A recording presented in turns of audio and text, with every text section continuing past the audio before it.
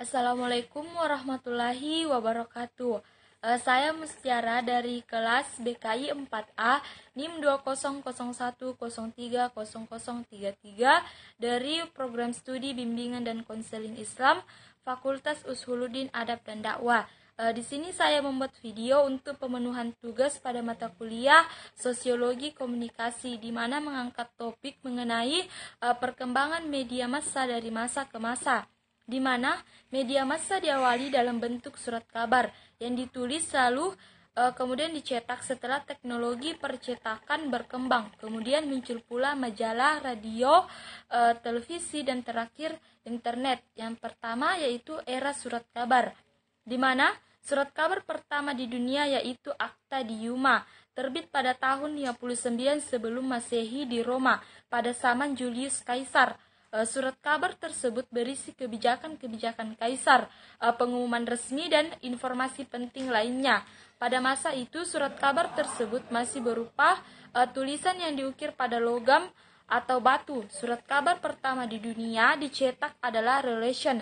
Surat kabar ini diterbitkan pada tahun 1605 oleh Johann Carolus di Jerman dengan menggunakan bahasa Latin. Sedangkan di Eropa, surat kabar muncul pada abad ke-17, dan di Indonesia sendiri, surat kabar telah terbit sejak zaman penjajahan Belanda. Pada tahun 1587 sampai 1629, Jan Pieterszoon memprakarsai penerbitan newsletter yang berisi berita-berita dari Belanda yang dibawa ke Indonesia. Surat kabar modern pertama yang terbit di Indonesia adalah Batavia Novelus and Politicu. Surat kabar tersebut menggunakan bahasa Belanda dan lebih banyak menampilkan iklan untuk kepentingan komersial pemerintahan Belanda.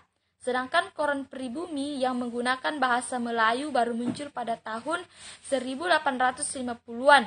Surat kabar tersebut berjudul Bro Martani yang berbahasa Jawa, terbit di Solo pada tahun 1855. Pada tahun 1943 terbit Medan Perijanji yang berbahasa Melayu dan berisi gambaran situasi politik serta interpretasinya dari sudut pandang nasionalisme. Yang kedua, era majalah, di mana majalah hadir untuk melengkapi kebutuhan yang tidak dapat dipenuhi oleh surat kabar. Berbeda dengan surat kabar harian, majalah diterbitkan secara berkala, baik bulanan maupun mingguan. Majalah pertama di dunia yaitu The Gentleman Magazine yang terbit pada tahun 1731 di London. Editor majalah ini adalah Edward Chen yang menggunakan pena Sylvanus Urban.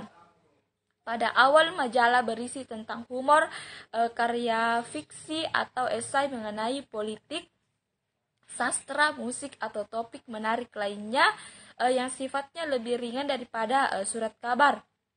Di Indonesia sendiri, sebenarnya majalah sudah mulai terbit sejak zaman penjajahan, namun tidak bertahan lama. Pada tahun 1014 terbit majalah The Crane, lalu tahun 1939 terbit majalah Perintis yang beredar di kalangan supir. Pada masa kemerdekaan di tahun 1945 di Jakarta terbit majalah Panjaraya di bawah pimpinan Markom Jojo Hadi Suparto. Yang ketiga, era radio, di mana stasiun radio pertama kali mulai beroperasi pada tahun 1920, yaitu stasiun radio KDKA di Pittsburgh. Pada awalnya radio digunakan oleh maritim untuk mengirimkan pesan dalam bentuk kode Morse dari kapal ke darat maupun sebaliknya. Radio sebagai media massa populer digunakan pada Perang Dunia II dan setelahnya. Hal ini dikarenakan radio dapat menyebarkan informasi tentang perang lebih cepat daripada surat kabar. Radio pada awalnya bekerja dengan prinsip modulasi amplitude atau AM. Namun gelombang radio yang ditransmisikan menggunakan modulasi amplitude rentan akan gangguan cuaca. Pada tahun 1933 ditemukan sistem modulasi frekuensi atau VM. yang menghasilkan suara lebih jernih dan tidak terganggu cuaca buruk. Nah, Radio Republika Indonesia atau disingkat RRI didirikan pada tanggal 11 September 1945, sebulan setelah dihentikannya siaran radio Hosokyoku. RRI digunakan sebagai alat komunikasi antara pemerintahan RI dengan rakyat. Meski kalah akan hadirnya televisi, radio masih tetap bertahan. Dan sekarang setelah muncul internet, radio berevolusi menjadi radio digital atau online yang disiarkan dengan cara mentransmisikan gelombang suara lewat internet atau biasa disebut dengan streaming. Yang keempat, era televisi, di mana televisi mulai dikembangkan sejak tahun 1920-an, namun baru mulai populer dan memiliki banyak pengguna sejak tahun 1940-an setelah Perang Dunia Kedua berakhir. Pada masa itu, televisi telah menampilkan gambar dan suara, tapi masih hitam putih. Siaran TV berwarna mulai marak sejak tahun 1967-an, hingga saat ini teknologi televisi semakin berkembang. Televisi berukuran lebih tipis, ringan, namun dengan kualitas gambar yang sangat jernih dan halus.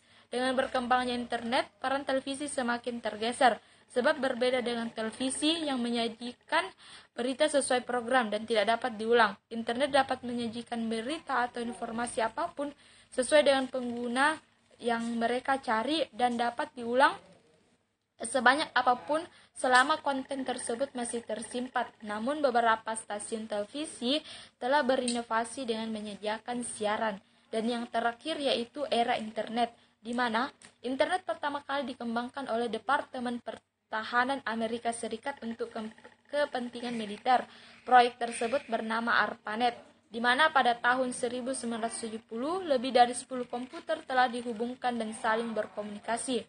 Namun, pada tahun 1980-an telah lebih dari 100 komputer yang dapat bergabung dengan ARPANET dan membentuk jaringan. Pada tahun 1990, tim Berners-Lee menemukan program yang diberi nama World Wide Web, disingkat WWW, sebuah program editor dan browser yang bisa menjelajah antara komputer yang satu dengan komputer yang lain dan menciptakan jaringan.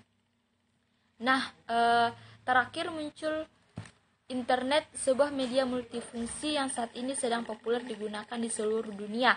Internet menggabungkan tampilan teks, gambar, suara maupun video dan menawarkan kemudahan akses, biaya yang lebih murah, serta jangkauan yang lebih cepat dan lebih luas, sehingga menarik media cetak, radio, bahkan televisi untuk membuat portal versi online agar bisa lebih bertahan. Beberapa pengaruh dari media massa terhadap masyarakat. Yang pertama, media massa dapat membentuk keberagaman di tengah masyarakat. Hal ini terjadi akibat pemberitaan yang dilakukan secara berkelanjutan, yang sehingga dapat menyebabkan seseorang berubah pandangan dalam hal penilaian, pikiran, tindakan, dan kesehariannya. Yang kedua, media massa dapat mempengaruhi kehidupan masyarakat dan dalam bentuk menyediakan informasi-informasi penting untuk kehidupan keseharian mereka. Yang ketiga, media massa mempengaruhi kebudayaan masyarakat, di mana media massa dapat menjadi salah satu alat untuk melakukan perubahan budaya di tengah masyarakat.